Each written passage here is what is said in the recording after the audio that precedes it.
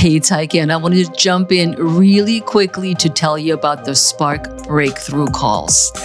If you're ready to cut through the confusion and challenges in your health, fitness, and nutrition journey, and if you are fed up with those cookie cutter fixes that never seem to get your result, and you're looking for clear, tailored guidance on your wellness journey, then the 20-minute Spark Breakthrough Call is for you.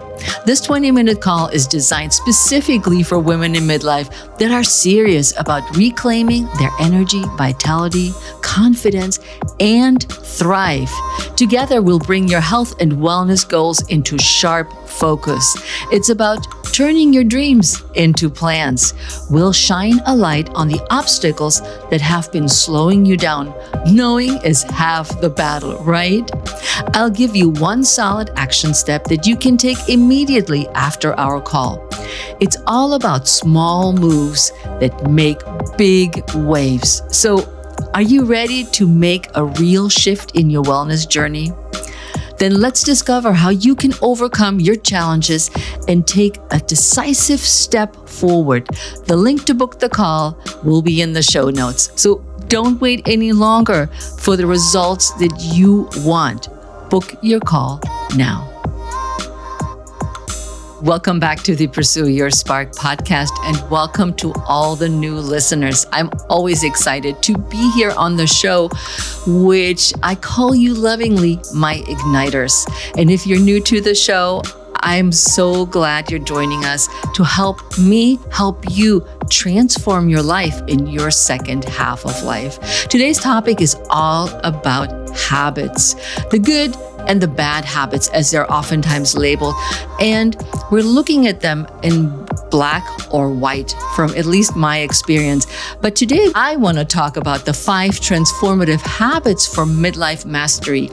I'm not talking about perfectionism, but mastering those habits that help us transform our midlife, to help us fulfill our dreams, to do the things that we now want to do in our second half of life. So let's look at how making purposeful decisions can transform our midlife into a phase of growth and fulfillment. Ready to get into it? Let's go. Ready to get unstuck and recharge your midlife? It's Heike Yates here with the Pursue Your Spark podcast, your spot for a straightforward talk on fitness, nutrition, and a can-do mindset. With over a decade of experience, I specialize in empowering women in midlife to break through limiting beliefs and thrive. We'll dive into everything important for women in midlife, from conquering menopause to fine-tuning your metabolism and letting go of old beliefs that no longer serve you. So are you ready to say, yes, I can? Tune in and discover actionable steps that make midlife feel better than ever.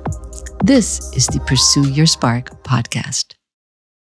My client shows up for her weekly Zoom call where we talk about nutrition and the new strategies that she is implementing and how things are going. And the first thing she says to me is, Heike, I was really bad this weekend.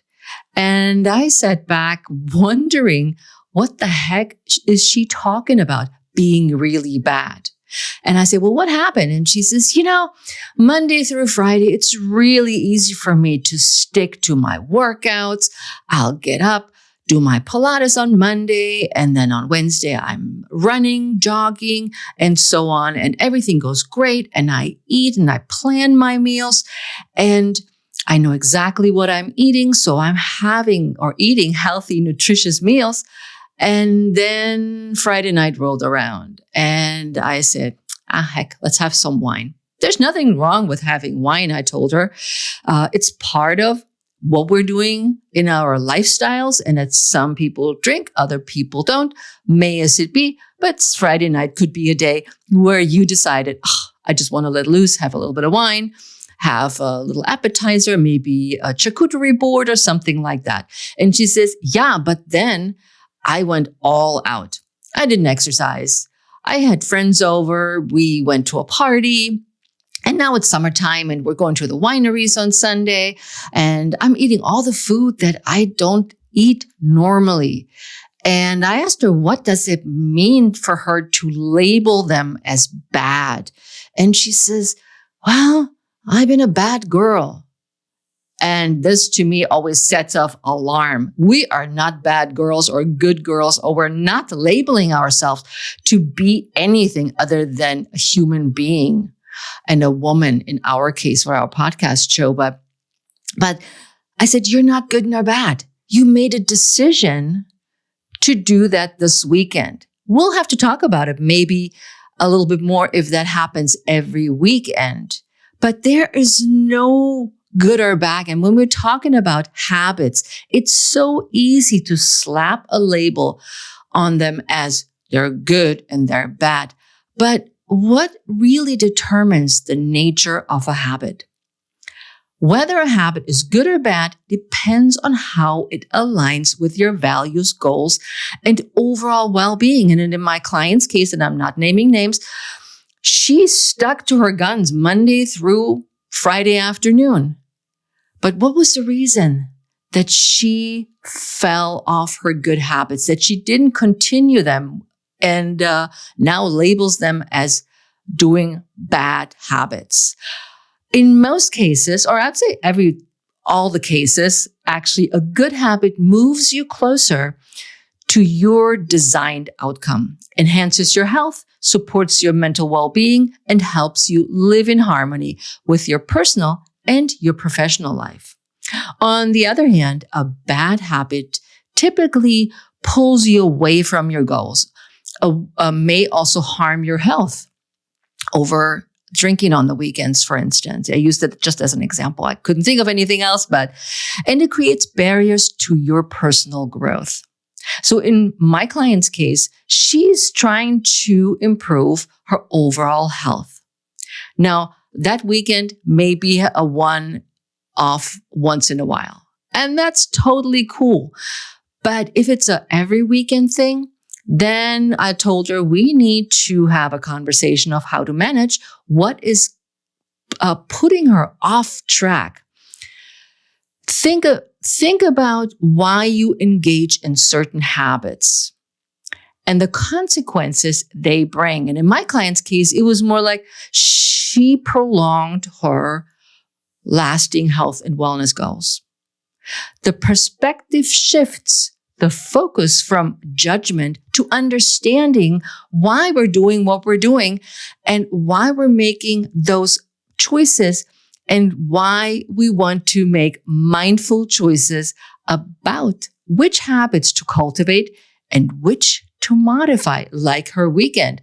If it's a one weekend thing, I'll say it again, it's no big deal. But if it's an every weekend thing, we need to modify how the week goes. And I also want you to listen to episode number 70, Building Habits for Everyday Life, with my friends Molly Watts and Angela McDade, that we recorded quite a while back. And it's so valid for the point I'm trying to make. I'll leave a link in the show notes so you can take a listen. In his book, Atomic Habits, James Cleary talks about the habit loop, a psychological pattern that explains why we do and what we do when habits don't work out. And in his book, he also breaks down 4 critical components that help us understand and potentially reshape our habits or the approach to our habits. And the 4 Qs are cue, craving, response, and reward. And I touch on each one just a little bit up, but I will leave a link in the show notes if you have not read about the Atomic Habits, so you can read up a little bit more in depth about habit building. So the cue is the trigger that starts the behavior. It tells your brain to get into automatic mode and which habit to use. For instance, your phone lights up with a notification. That can be the cue for you to pick up the phone. Number 2 is the craving. The craving is what fuels the habit. It's the motivational force, the why behind why you want to pick up the phone. Without a craving or desire, there's no reason to do anything, right? Or to act. For example, the craving might be the anticipation of connecting with friends that makes you respond to the text or notification. You're thinking, oh man, this is probably Sue. Oh yeah, it is Sue. I want to talk to her because I reached out to her earlier. And number 3 is the response. It's the actual behavior or action you take, which can be physical, mental, or emotional. Whether you act on a craving depends on your motivation levels and whether you can perform the habit considering any potential obstacles. And in our case of the phone, for instance, should you text back in the middle of the meeting? Or can it wait? Should you answer at that point because you may be in the middle of writing a brief or whatever it is you're doing, driving your kids to school? Or can it wait? So the response time is a decision we have to make. And number 4 is the reward. Rewards are the end goal of every habit. The reward reinforces the habit and makes it worth remembering in the future. Your brain predicted that it would happen when it notices the cue. For example, feeling connected after responding to a text reinforces the habit of checking your phone when it lights up. So you have the cue, the phone lights up. You see that Sue called, let's just use Sue. Then you said, oh, I really want to talk to her. But then the response is, can I do it right now? Is it a good time? Is it really as important to me? And for the reward is when you pick up the phone and you check in your phone, you're going, yes, it's her. I want to check my phone. Now, let's use the example of Pilates with that 4-step process. So let's break it down. You see your Pilates mat roll out in your favorite corner of the room. This is your cue. Your brain signals you, oh, Pilates, awesome. I really want to feel great right now. And you start immediately feeling the way you feel after you did your Pilates mat class. So now you're giving into this craving, and you start your Pilates class. So the response is that the workout engages you fully and you gave into your cravings. Afterward, you feel fantastic, energized, and super relaxed and strong. The feeling is your reward, and it's powerful because it confirms the benefits of your Pilates practice. Each time you experience this reward, it cements its habit even more deeply. By understanding this cycle, we can leverage Pilates or anything else or any other habits and make it a regular part of your life. So let's explore how we can apply this understanding to transform our daily actions into stepping stones towards that personal mastery that we're talking about today. But I also want you to listen to episode 173, 3 easy ways how you can make Pilates a habit over 50. And I will leave a link in the show notes for you as well. So let's dive into the 5 transformative habits for midlife mastery. And the number one habit is prioritize self-care. Taking care of ourselves, especially as women, falls by the wayside or on the bottom of the to-do list. By neglecting our self-care, we can profoundly affect our physical and mental well-being and our emotional resilience. So let's dive into why self-care is not a luxury, but a crucial aspect of living well, especially as we're navigating midlife. And here's a statistic from the National Institute of Mental Health, which I think ties in with the aspect of self-care. And they state that the prevalence of major depression episodes is higher among adult females. That's 10.5% compared to males. That it's 6.2%. So when we're talking about our emotional resilience, our mental and physical well-being, this number is reflecting that we are not taking care as well of ourselves as we could.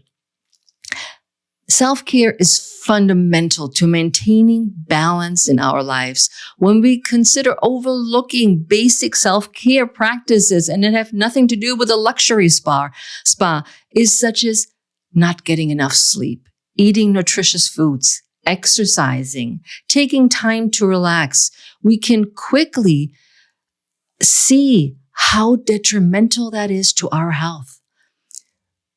Have you had nights where you toss and turn, whether it may be night sweats or just cause? I'm 63, and just last night, I woke up at 1 a.m. Yes, 1 a.m. And I felt refreshed, like I had slept all night, but I went to bed at 10 o'clock and I slept till 1. And I was trying to go back to sleep. I was counting numbers. I was trying not to think about work or anything else and trying to get back to sleep. And I did at some point. And I know so many of you can relate to my story here of not sleeping. But what do you feel like the next day? I always say, I feel like a hammer has hit me over the head. I am fuzzy. I have no energy. I just feel out of it.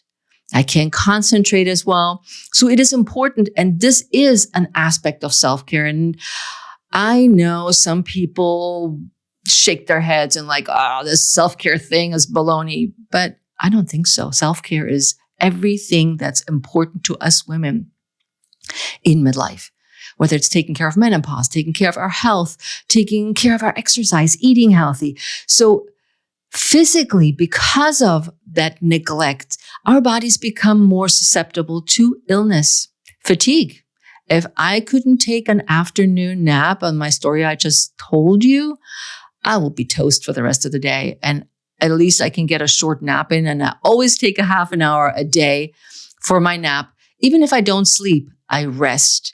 And even on a night where I sleep well, I do the same thing. It's very helpful for me. It also helps me de-stress. And when we are not taking care of ourselves, our bodies, our mentally, we also get injured much more quickly. Mentally, the lack of self-care can lead to increased stress, anxiety, and depression. You can relate to, and I use the sleep example, when you haven't slept, how tired you are, and you're depressed because nothing gets done. Your day is all toast and you feel like really sleepy and you want to make a difference. So make it harder to cope with daily pressure and challenges. It's the whole package. And again, I'm just using sleep because I just happened to me 2 days ago before recording this episode. Emotionally, without adequate self-care, our ability to maintain emotional stability and building resilience is super compromised. So by prioritizing health, or it's not healthcare, but our health and our self-care, we enhance our health, mood, and equip ourselves to face life's challenges with greater strength and clarity. So don't put yourself at the bottom of the list. If you have this habit of, I'm last, it will be fine. So as always, I'm all about taking action. And here's some practical strategies. Integrating self-care into an even hectic schedule can seem challenging or even stressful, but you can significantly impact your well-being with a few strategy practices that I'm going to outline here. So let's start with morning mindfulness. So instead of zipping out the bed or grabbing your phone, checking your email, do this.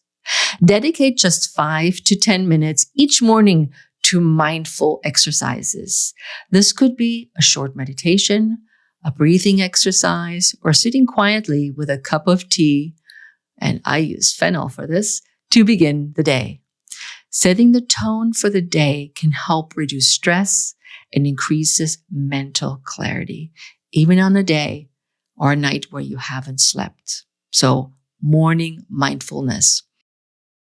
Hey, it's Heike, and I wanted to share something super cool with you. If you've been wondering about trying out Pilates and intermittent fasting, I have the course for you. Have you heard of the Fasted and Fit Over 50 Jumpstart?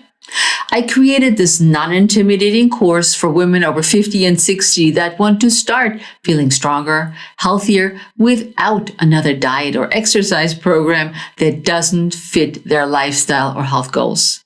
The Fasted and Fit Over 50 Jumpstart is a 14-video self-paced course. This is for you if you are new to Pilates and have never tried intermittent fasting, but you're curious if it's for you.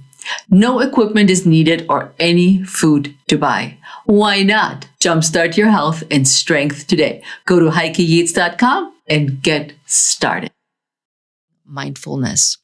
And number 2 is midday movement. Incorporate short Pilates sessions or stretches during your lunch break or in between meetings. And if you're watching or when you're watching this episode, I'm stretching up and I'm bringing my arms overhead and just letting my shoulders relax so it feels good even while I'm recording this episode. Even a 1, 2, and I go up to 10-minute session can improve your circulation, enhance your focus, and boost your energy levels for the rest of the day. It is that simple. And sometimes we don't give those little midday breaks or mini micro movements the credit they deserve. If you work from home, like I do, set a timer. If you get stuck on your computer and know you will be typing away for the next couple hours, that you move every hour.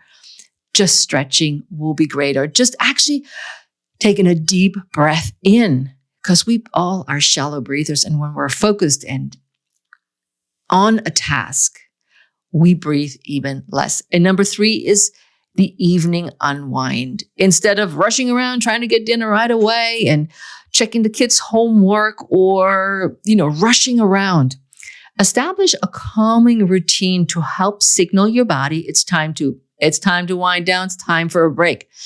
And this might involve a specific skincare routine that you like to do. Reading a book, writing in your journal, unwinding from the day, writing all the stuff down that bothers you, that you will take with you to go to sleep. And try to disconnect from electronic devices at least an hour before bedtime to improve your sleep quality. That's basically a given. That's like sleep hygiene 101. These small manageable actions can help build up over time, or they can help build up your habits over time, improving physical health and mental well-being without requiring a major overhaul on your schedule. Start with one of these tips, not all of them, and make self-care more approachable and less like another task on your to-do list. And I'd love to hear which one you're starting with. So reach out to me after you listen to the rest of the show. Have you said this before, or somebody else around you? You can't teach an old dog a new trick. I'm set in my ways. Or that's just the way I do things. And this brings me to habit number 2, cultivate adaptability. Cultivating adaptability in midlife is essential, yet so many of us have fears and resistance to change, particularly in our health and lifestyle routines. So here are 5 common failures that I have come across, that I have also faced, truth be told.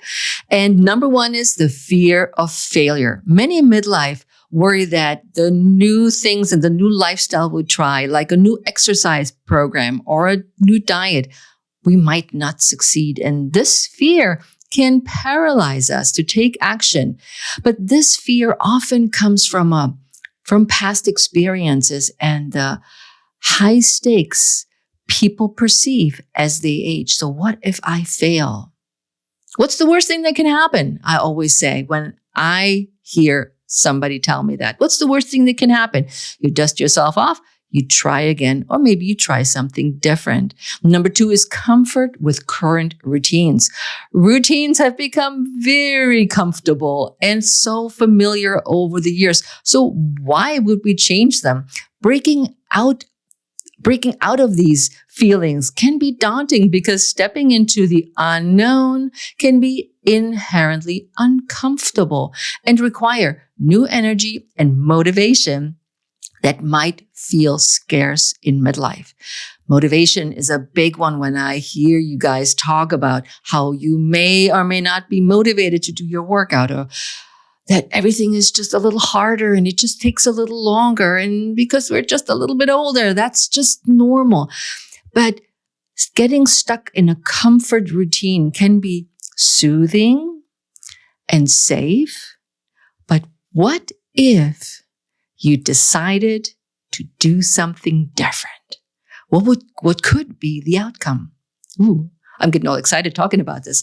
Number 3 is physical limitations. As we age, we face physical limitations that we didn't have to deal with in younger years. And I just talked to my client about this, where she said, "Oh man, I used to run." And I raised my hand and I said, "Yeah, I used to too, till about almost 2 years now." And she says, "I miss it." And I said, "I miss it too. But we're now looking for something else." And you cannot believe it. I told her about that she might try out water aerobics. And she says, "Oh, I don't know, the water, and is this really a good workout?"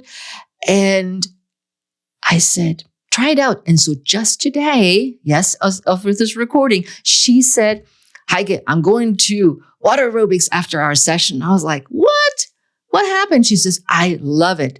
Nothing hurts after the workout." And she's 75 and she has knee issues and all kinds of other problems, which I don't want to mention here. But let's not let those physical limitations be the end of all. Don't fear. Keep going. There's always something else you can do. Number 4 is time constraints. Midlife often involves more responsibilities, caring for our parents, managing a demanding career. You build it up now you want to rock it, or support your grown children, or babysit your grandkids. These responsibilities can make it feel like there isn't enough time in the day to make any changes, to adopt new habits, or invest in health and fitness for yourself. And number 5 is the perceived, air quotes here, age appropriateness. Societal or internalized beliefs about what is appropriate for specific ages in terms of lifestyle, diet, or exercise can deter anyone from pursuing new activities that might seem geared towards younger people, fearing judgment or feeling out of place. All right, here goes. On my birthday this year, this is my 36th birthday, we went to the Dominican Republic on an all-inclusive resort, which is something we never do, but may as it be, we just decided this was a great idea. And there was not enough activity for me, which my husband was really worried about. And we were there and I walked a lot up and down the beach. There was a long beach, 1.5 miles one way and 1.5 miles the other way. It was really great. And then I read I listened to my books, which I prefer. And I was like, wanted to do some more. So I did water aerobics. And you may have seen my Instagram video. I did water aerobics in the ocean. I was like, okay. And then we got to the pool at some point one day and I'm just sitting there. I'm thinking, oh, I want to move. And they had a salsa class on the other side of the pool. So I tied my little towel around my hip, my little scarf. And I said, I'm going over. I'm going to take a salsa class. Everybody in that class was way younger than I was. I mean, I know how to dance salsa. If you've been following me, you know I've started dancing with salsa and salsa rueda. But I just wanted to move and I didn't care if people looked at me and I didn't care if they were younger. I just felt great. So don't let those 5 perceived fears and resistances to change your midlife, change what you're going to do. Get over this. Get moving on. Understand those fears and resistances is the first step to overcoming them. Recognize these common feelings can help individuals in midlife feel less isolated in their experiences and more empowered to embrace change. Yes, that's you right here, the listener. Now, the number, and I want to bring this in, there's another stat. I did a little bit of research for this episode about habits and what's going on with our health. The number 1 killer of both men and women is heart disease. is heart disease is the leading cause of death in the United States. Let me say that again. The number one killer for both men and women is heart disease, which is the leading cause of death in the United States, according to the Centers of Disease Control and Prevention. One person dies every 34 seconds, and women are often underdiagnosed. So focus on your healthy habits. Don't let those 5 fears hold you back. Cultivate an adaptable mindset. Be flexible in mind and body. And it's not about managing changes or just getting by. It's about thriving through them. I'm all about helping you get unstuck and thrive. And a flexible mindset allows you to see challenges as an opportunity for growth rather than an obstacle to growth and happiness. And this perspective can lead to significant improvements in both, again, physical and mental health and overall quality of life. And by embracing those changes, you can discover how to stay active. Try out new diets practices. Dive deeper into methods of self-care that resonate with your needs. And I'm just giving you examples here, but what is it that you need? It's always on the forefront. What I need is different. And this openness enhances your ability to handle life's transitions and enriches your daily experiences, leading to greater satisfaction. Who doesn't want to be happy? And well-being as we age. So let's embrace adaptability, which means you're learning and growing, improving, which keeps life a heck of a lot more fun, engaging, and full of possibilities. And on to number 3, habit number 3, embracing new fitness strategies. Breaking up with old habits, embracing new strategies is crucial in midlife as our bodies and our needs evolve. The comfortable and familiar, which I talked already about, of our usual routines can be safe, reassuring, less fearless, but they may no longer be as effective or even safe as we age. In this stage of life, we often require a shift towards exercises that are kinder to our joints, hence Pilates, incorporating more functional movements that translate into our everyday activities and support cardiovascular health without excessive strain. That doesn't mean that you can't be an athlete. And you may be smirking and say, Heike, what are you talking about? Athlete. To me, everybody's an athlete. Anybody that exercises, and it may be oversimplistic, but I'm okay with that. You know, we have the weekend warriors that do most of their hard workouts on the weekends. Others spread it out during the week. Others do more, some do less. But there's some that do nothing. And they're not athletes. An athlete for me is somebody who wants to exercise, even if you need a little loving kick in the buttski, because your motivation is maybe lagging sometimes, which is normal for all of us. But changing things around now is the time to look at, like I said earlier too, and I said it before, is I can't run anymore. I have really bad arthritis in my knee and a torn meniscus. And the outcome from the doctor was a full total knee replacement 2 years ago. And I said, let's wait a minute. This is a little too early for me. And personally, I would not run on a knee replacement unless I have to run across the street or things like that.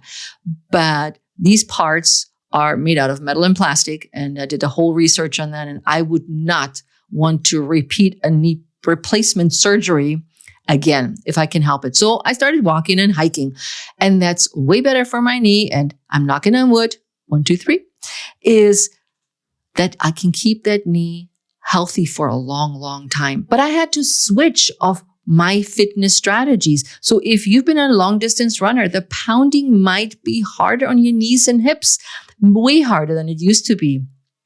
Maybe you want to switch to swimming, cycling like I did, or of course, Pilates to maintain your fitness while reducing the risk of injury and additional pain. In additionally, strength training. Of course, you know, strength training is Pilates is a form of strength training. It's always weights and bands. Will help you combat the loss of muscle mass and increase bone density as we age. So that's, again, for overall health and mobility. So change what you're doing.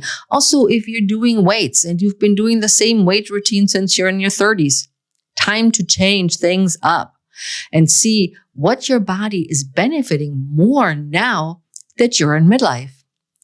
And midlife is the perfect time to reevaluate our goals. I'm competitive. I love to do races. But I also back then, I focused way more on what I looked like especially during my bodybuilding years, and whether I made podium in my triathlon years. And don't be intimidated by what I did. I'm just a nutcase and I like to challenges and like to do crazy things. And it could be for you that you just wanted to be more toned, and that for you, walking a 5K is awesome. And that was your goal. And that's awesome. So we all have different goals. But now it's time to shift our focus on sustainability. Can we continue doing that exercise? Flexibility, mobility, and endurance. Think of heart health to live a longer, healthier years to come. This shift helps maintain physical health and boosts mental well-being, providing a new sense of purpose and achievement in fitness endeavors. Remember the story with my client who went to water aerobics? She would have never in a million years thought that she was going to do water aerobics, and she loves it. She says, it's a great workout without pain. So embracing these new strategies can just be invigorating, and it's interesting and lead to a deeper, more satisfying relationship with your body and its capabilities. Habit number 4 is all about community and social connections. Because navigating midlife can often feel isolating. The kids are grown if you had kids. Or like in my case, half of my family lives in Europe. The other half is an hour drive away. But the support of a community can be a game changer aside from the family. Connecting with others who share similar goals or challenges does more than just provide social interactions. It energizes our spirits and motivates us to maintain our health and fitness goals. A supportive community acts like a mirror, reflecting our potential and pushing us towards it, even when our motivation is on and off at times, which again is normal. We are the sum of 5 of our best friends, said Chris Brown in our recent interview on the Pursue Your Spark podcast. I leave a link in the show notes for you for episode 212, where we talk about how to keep the weight off for good in midlife with Jill Coslin and Chris Brown. And Chris said, you're the sum of your 5 best friends. I never thought of it that way. Have you? Again, let me know. I want to know. Whether it's a walking class, a Pilates class, or an online forum like the Pursue Your Spark Club that helps you support you and provides accountability, encouragement, and invaluable exchanges of wisdom and support.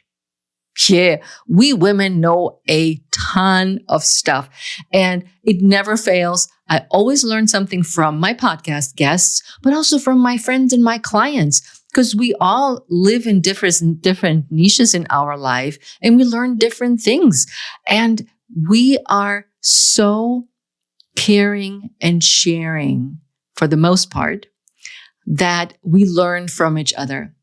Embracing these connections can transform the journey, turning what might have been a solo struggle into a shared adventure. And it enriches our life's physical and emotional well-being. And a buddy system is great for accountability. Now, you heard me say that a support system sometimes is good and sometimes it lets you down. And I cannot tell you who that person is, but I got to respond to one of the episodes, and that was episode 169, The Astonishing Power of Feeling Connected for Women in the Midlife Challenges, featuring Jen Marples.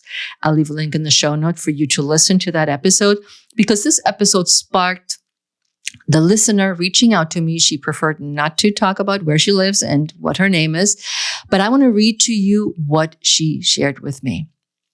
I'm 46 and have been a Pilates teacher for 25 years. A few days ago, I was unexpectedly let go from a studio where I taught a wonderful group of middle-aged women for 5 years. I was told my teaching philosophy needed to align with the studio's direction. Interestingly, they also dismissed another seasoned teacher. This experience has reinforced my belief in the need for a community of strong women leaders. Leaders who can stand up and be role models for others, just like you. I recently listened to your podcast interview with Jen Marples, and I was inspired by your discussion on fostering support and kindness across industries, bringing people together rather than driving them apart. In light of these events, I'm considering starting my own business once I've had some time to process everything. But I felt compelled to reach out and express how refreshing it is to have such a dedicated advocate for the older generation, those who often feel overlooked. We have wisdom that the younger generation lacks, and it disheartens me to see industries, like in her case, Pilates, prioritize profit over connection, personal values, and building a safe, trusting environment where women can share their stories. Thank you for sharing your wisdom. Your words deeply resonated with me today, providing a much-needed uplift through a tough time. I am an experienced teacher and skilled in building relationships that allow to thrive and shine as they age. Thank you for sharing those deep thoughts of what happened to you and your community. But we're at Pursue Your Spark. We're igniters. We're here for you and anybody else that likes to join our community and reach out to us. So let's dive into habit 5, integrating technology for empowerment. Not all technology is bad. In today's age, technology offers unprecedented opportunities to enhance our lives, especially as we're navigating midlife.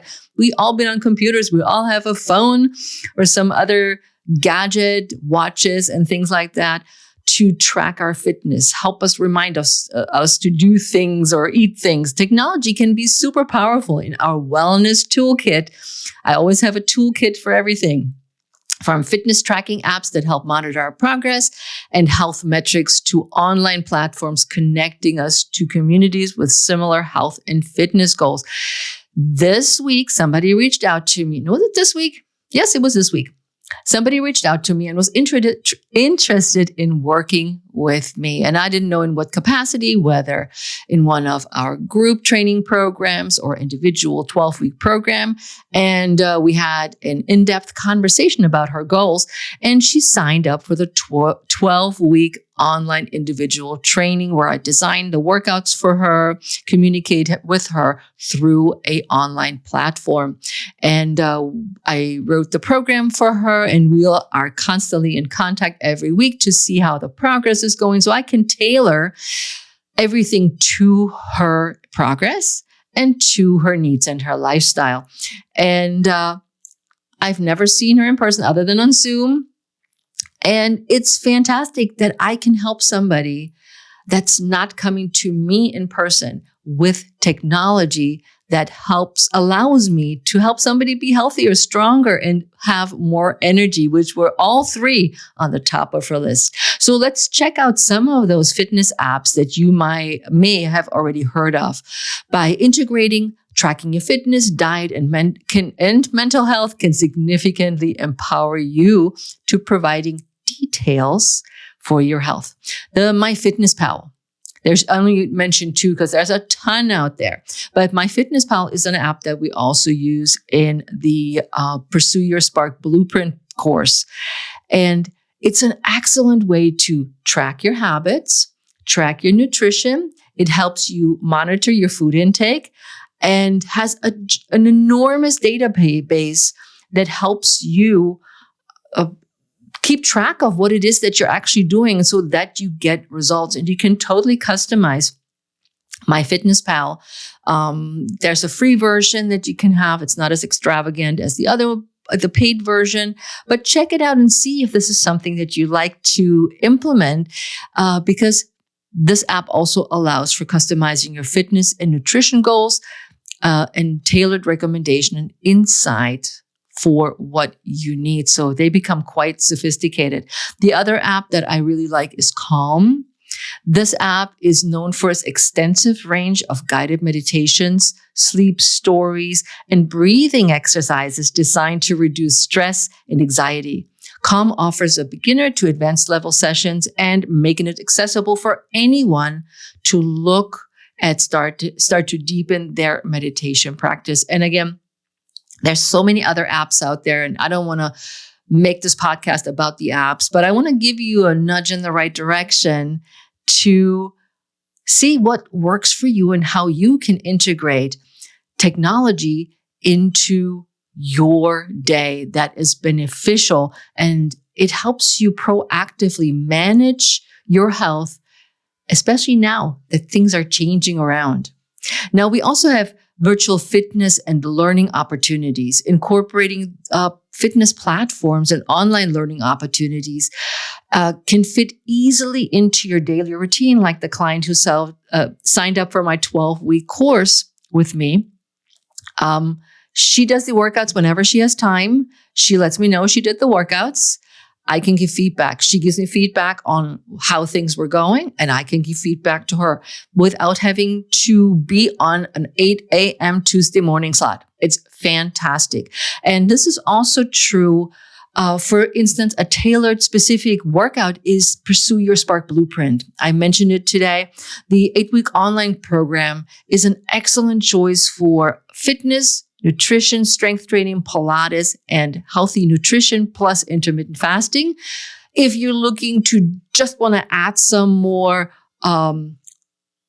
fitness into your day, you have the Fearlessly Fit Club Over 50.